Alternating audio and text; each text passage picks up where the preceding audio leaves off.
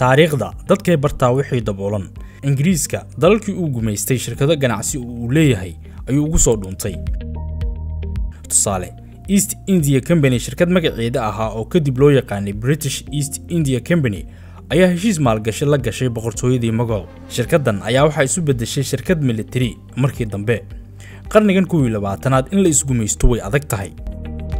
heshiiska Imaaraadka Ethiopia iyo Somaliland ama gobolada waqooyi ee Soomaaliya wuxuu ku dambeyn doonaa fashil labadan arrimood daraadeed dhulka Jamhuuriyadda Federaalka Soomaaliya laguma xadgudbi karo lamana qaybin karo sida dastuurka dalku dhigayo xuduudaha Jamhuuriyadda Federaalka Soomaaliya waxa ay kala yihiin waqooyi gacanka cadmeed waqooyi galbeed Djibouti galbeed Ethiopia koonfur galbeed Kenya bari badweynta Hindiya heshiis dawladda federaalka aysan ogoleen oo si sharci ah uga shaqeyn kara ma jiro gudaha xuduudaha dalka Soomaaliya waxay dacwo ka dhanahay Imaaraadka u gudbisay UN-ka Arab League iyo ururka Islaamka saddexdan urur Soomaaliya iyo Imaaraadka way ka wada tirsan yihiin shuruucdoodan waxa kamid ah in wadan uusan wadan kale ku xadgudbi karin iyadoo dooda Soomaaliya ee in madax banaanideeda lagu xadgudbay loo heelin doono qodobka labaad ee burburinaya heshiiskan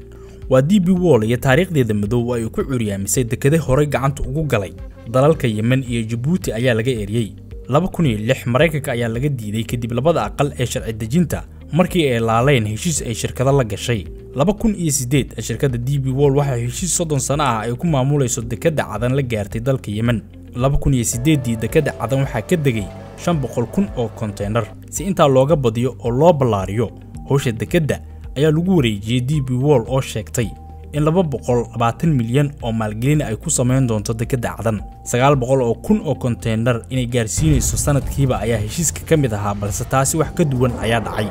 2011 dekada cadan hoos ayay u dhacday 140,000 oo container ayaa sanadkaasi degay koor inta aan DP World dekada lagu wareejin waxa degi jiray 500,000 oo container taasi waxa dheeraa shaqaalihii dekada oo haaf la dhimay qalabkii dekada oo aan la dayactirin 2012 dawladda Yemen ayaa DP World eriday kadib kacdoon shacab oo looga soo horjeeday Imaaraadka iyo shirkadooda curyaaminta ay ku hayeen cadan si Dubai aan loola tartamin haddaba dekada Berbera waxa ka shaqeeya 2,500 qof oo Soomaali ah DP World ma fulin doonto ballanqaadyada horumarineed ee dekada Berbera xoogsatada Soomaaliyeedna kacdoon bay sameyn doonaan kadib shaqo la'aan ku timaada taasoo sababaysa in la eriyo shirkadan Ethiopia way ku ngoobi doontaa damaceeda ah inay baad ka qaado dekada Berbera qarnigan 20aad